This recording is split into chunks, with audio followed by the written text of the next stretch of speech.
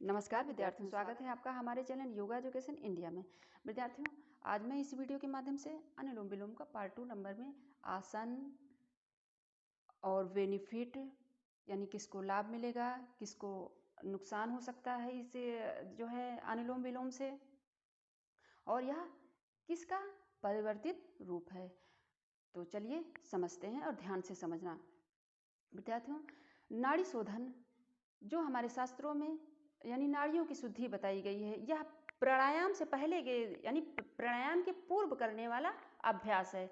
जब हम अपनी नाड़ियों की शुद्धि कर लेते हैं तो कोई भी प्राणायाम करते हैं तो उसमें बेनिफिट मिलता है। नहीं हमारी नस नाड़ियों में मल भरा रहता है, तब उसके जो बेनिफिट मिलने चाहिए यानी जो लाभ हमें प्राप्त होने चाहिए, जो हम सूर्यभेदी, उज्जयी, शीतकारी, शीतली आदि आदि प्राणायाम करते हैं तो उसके बेनिफिट ठीक से नहीं मिल पाते हैं। इसीलिए शास्त्रों में बताया गया है सबसे पहले नाड़ियों की शुद्धि करें, यानी नाड़ियों में जो मल जमा हुए हैं उनको तो पहले नष्ट करें, दूर करें। इस नाड़ी शोधन से नाड़ी यानी नाड़ी की शुद्धि द्वारा पहले नाड़ियों की शुद्धि करें, तब प्राणायाम में आगे बढ़ें। इसीलिए इसको पूर्व में रखा गया है। अब मैं आपको बताऊंगी सबसे पहले आसन के विषय में।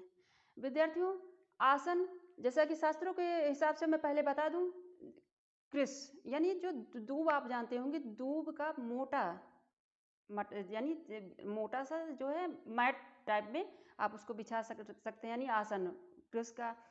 उसके ऊपर मृग की छाल हो या फिर सिंह आदि की यानी व्याघ्र आदि की जो है खाल हो। लेकिन यह ध्यान रहे जो स्वतः जो मृत्यु को प्राप्त होते हैं, सिंह व्याघ्र जो बाघ वगैरह हैं जो स्वतः मृत्यु को प्राप्त होते हैं, उन्हीं की खाल हो तभी सही रहेगा आसन।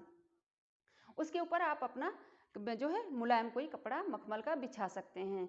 ये तो हो गई शास्त्रों का। लेकिन जो है ये अगर आपके पास अवेलेबल नहीं तो कोई बात नहीं, परेशान होने की कोई ज़रूरत नहीं। आप जैसे मैंने ये मैट रखा है, जो मैंने भी तो वो आसन नहीं लगाया है, ये मैंने मैट पर रखा है, इसी तरह आप मैट बिछा सकते हैं। अगर आपके पास मैट भी नहीं है तो आप कोई कपड़ा भी ही बिछा सकते हैं। अगर जो है ज़मीन में कभी जैसे छोटी जगह में रहते हैं या कहीं हम जा रहे होते हैं तो हमें नहीं स्थान नहीं मिल पाता है मैट और बिछाने के लिए, तो आप जिस जगह पर हैं बस थोड़ा समतल हो, आप सोफे पर भी बैठकर कर सकते हैं। इस तरह जो है आप कहीं भी पर, लेकिन हाँ यह ध्यान रहे वातावरण, सबसे पहले वातावरण समझें। वातावरण कैसा हो, वो आपके मन के अनुकूल हो, यानी वहाँ दुर्गंध युक्त जो है वहाँ वातावरण ना महसूस हो जो आपका मन खराब हो, या श्वास को भरेंगे तो आपके अंदर जो है बेमतलब वाली जो है वायु अंदर प्रवेश कर जाएगी ना। दुर्गंध युक्त वायु प्रवेश होगी तो बेनिफिट के अलावा जो है नुकसान आपको प्राप्त हो जाएगा। तो ये वातावरण हो गया और आसन हो गया।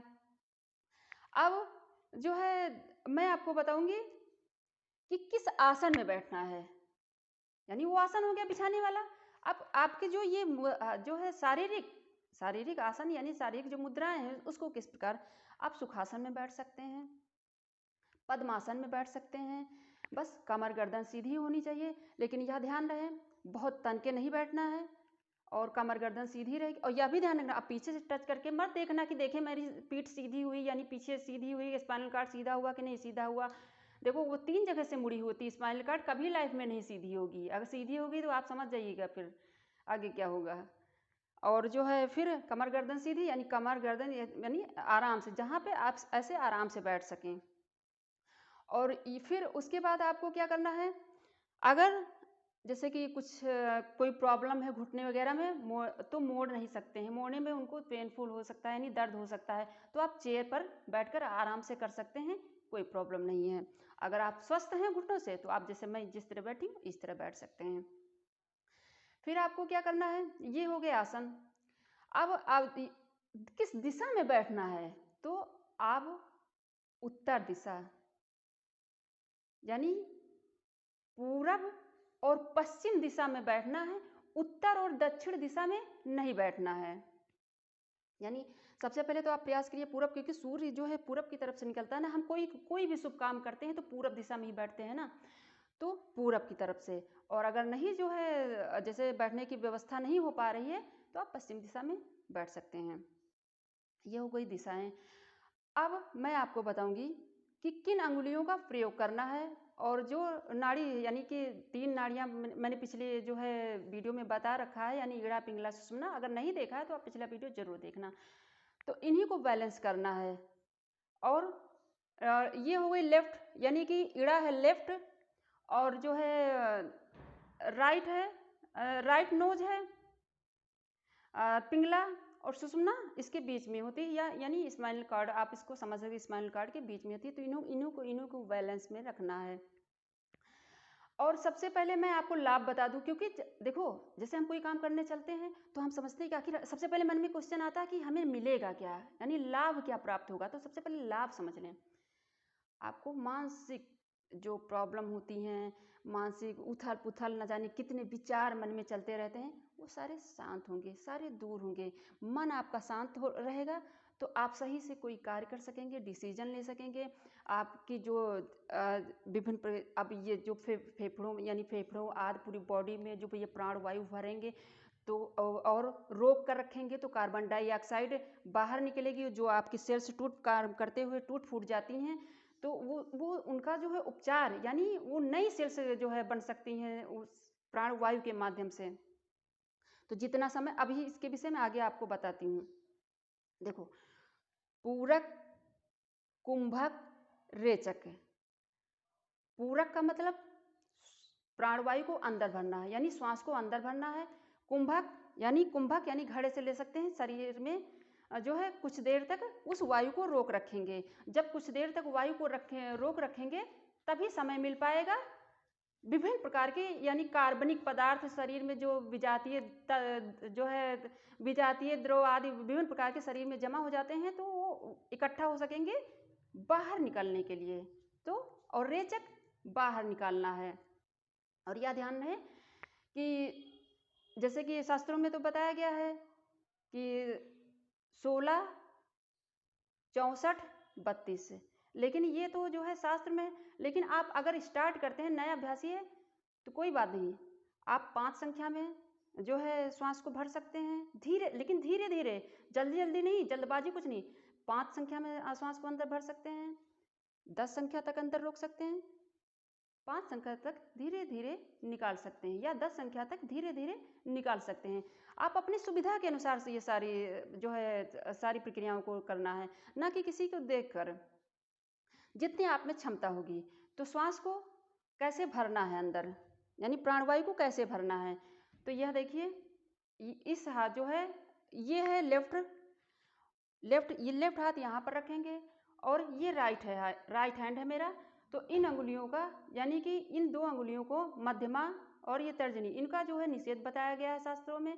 निषेध यहाँ, इसको यहाँ पर फिर लगा लेंगे। और यूज किसको करना है, इन 2 अंगुलियों को और इस अंगूठे को।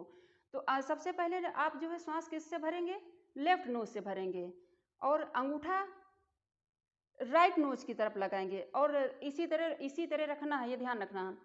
और फिर लेफ्ट श्वास भरना है आपको। चलिए मैं करके बता देती हूँ।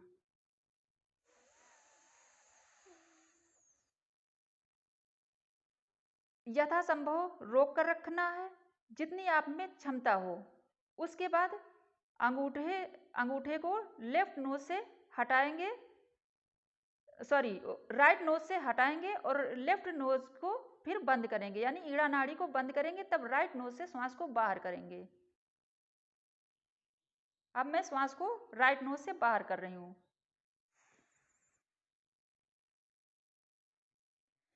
अब मैं राइट नोज से श्वास को अंदर भरूंगी।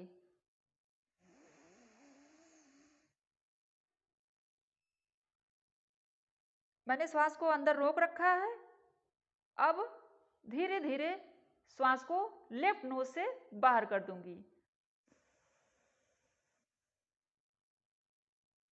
ये एक राउंड हुआ।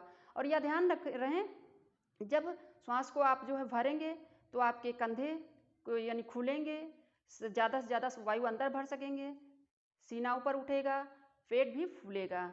और उसके बाद जब श्वास को बाहर करेंगे, सबसे पहले कंधे झुकेंगे, उसके बाद आपका सीना यानी फेफड़ा, उसके बाद पेट। ये ध्यान रखना। एक बार मैं और करके बता दूंगी, उसके बाद आप देखकर सीख लेना। चलिए, इस हाथ को पहले ऐसे बनाते हैं, लेफ्ट नोज से सांस को भरते हैं,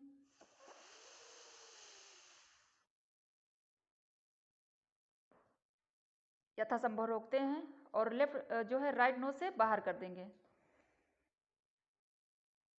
अब राइट नोज से श्वास को भरेंगे,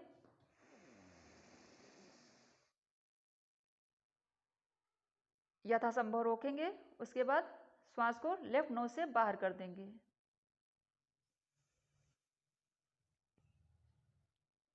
मैंने श्वास को बाहर कर दिया, लेकिन यह ध्यान रहे चेहरे पर मुस्कान रहनी चाहिए। मुस्कान से वैसे भी बहुत सारी प्रॉब्लम दूर हो जाती हैं। तो ये आप, और सबसे पहले यह जान लें विद्यार्थियों, जैसा कि पिछले वीडियो में भी मैंने बताया था, आपको बसंत ऋतु और शरद ऋतु से नए अभ्यासियों को स्टार्ट करना है। जो लगातार कर रहे हैं कंटिन्यू तो कोई दिक्कत नहीं है। और यह ध्यान रहे किसको होल्ड नहीं करना, यानी किसको रोक कर नहीं रखना है प्राणवायु को। जिसको हाई बीपी हो, यानी जिसका ब्लड प्रेशर हाई हो, उसको कुंभक नहीं करना है, यानी श्वास को अंदर भरना है, उसके बाद स्वतः ही धीरे धीरे बाहर कर देना है। क्योंकि रोक कर रखेंगे तो उसमें जो है उनको घबराहट हो सकती है, उनकी बीपी बढ़ सकती है। और जिनकी लो बीपी है उनको तो कोई प्रॉब्लम नहीं है। बाकी तो सभी को बेनिफिट मिलेगा, इसमें कोई जो है प्रॉब्लम नहीं। और हाँ, समय अगर आप सुबह सुबह मॉर्निंग में करते हैं इसको, यानी अनुलोम विलोम करते हैं या जो नाड़ी शोधन करते हैं, तो ज़्यादा बेनिफिट मिलता है अगर सुबह सुबह मॉर्निंग में, क्योंकि वातावरण बहुत अच्छा रहता है, मन के अनुकूल हमारे रहता है। लेकिन फिर भी आपको मॉर्निंग में नहीं टाइम मिल पा रहा है तो आप शाम को कर सकते हैं, कोई दिक्कत नहीं। योग में ये बताया ही नहीं गया है कि आप बंद कर रहे हैं, बंद कर नहीं रहना है। जैसे भी आपको सुविधा महसूस हो उस प्रकार से आप कर सकते हैं। और इसमें यह भी नहीं, क्योंकि जो है अनुलोम विलोम में यह भी नहीं कि आप खाना खाए हैं कि नहीं खाए हैं, ये सब इसमें नहीं है। आगे मैं प्राणायाम में जो आगे बताऊंगी विभिन्न प्रकार के प्राणायाम में, तो उन सभी में जो है कुछ ना कुछ रहता है कि खाली पेट करना है कि कब नहीं करना। जैसे कपालभाति करेंगे तो खाली पेट करेंगे। कपालभाति षटकर्म है विद्यार्थियों, कपालभाति षटकर्म है, लेकिन इसे आमतौर पर लोग प्राणायाम बोलना शुरू कर दिए हैं। तो आशा करते हैं आपने बहुत अच्छे समझ लिया होगा, और खुद देखिए, दूसरों को भी जरूर शेयर करिए। धन्यवाद विद्यार्थियों।